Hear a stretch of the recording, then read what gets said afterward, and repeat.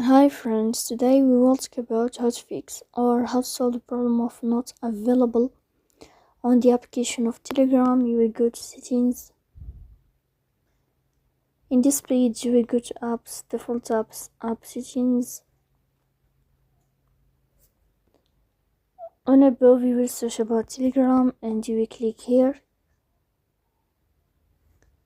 Then in this page of app info you will click on first stop and you will click OK. Here you will enter to the window of storage.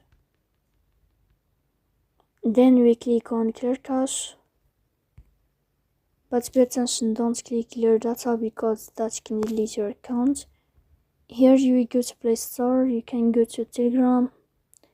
Here you can uninstall your app and you can install it again. So please don't forget to support us by like and subscribe. See you next time.